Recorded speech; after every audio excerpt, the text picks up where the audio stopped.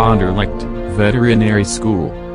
The last remaining unrenovated building, out of the 19, that used to make up a veterinary complex, in Anderlecht, Brussels, has stood deserted since the 90s. We're thinking it remains unrenovated, because crews are just straight up terrified to even go near this place.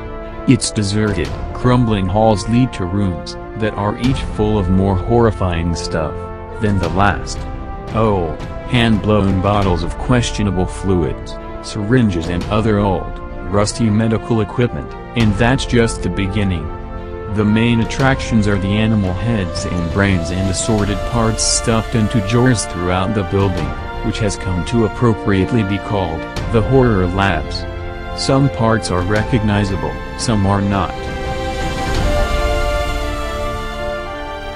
Holy Land, USA.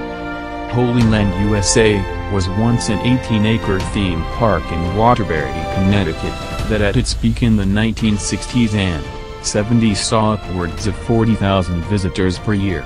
It was closed for renovation in 1984. Its owner, John Greco, died in 1986, and nobody has been sure what to do with it since. The property has been watched over by a group of nuns in the intervening decades, while it deteriorates more and more, and just gets more and more disturbing. As if the crumbling statues, dark and still structures, and obvious vandalism don't get your "let's get the hell out of here" meter in the red. There's also the fact that a teenager was murdered on these deserted grounds in 2010. While police reports have shown instances of trespassing dropping, that really just means there are fewer people around, making the place even more isolated and terrifying.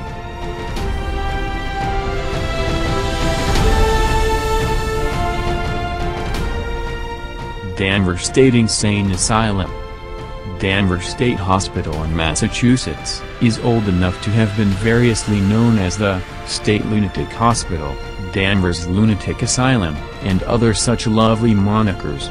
In its most crowded period during the 1920s and 30s, there were controversies over its rumored use of shock therapy, drugs and frontal lobotomies. In fact, it may have been the birthplace of that procedure. Since its closure in 1992, it has fallen into a state of severe creepiness. And yes, disrepair.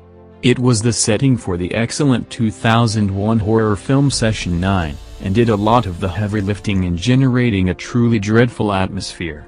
While there have been efforts to renovate the area, the spirits have not been kind to those efforts. In 2006, some structures were demolished, and apartment buildings put in their place. In April 2007, all of those buildings, and several construction trailers went up in flames.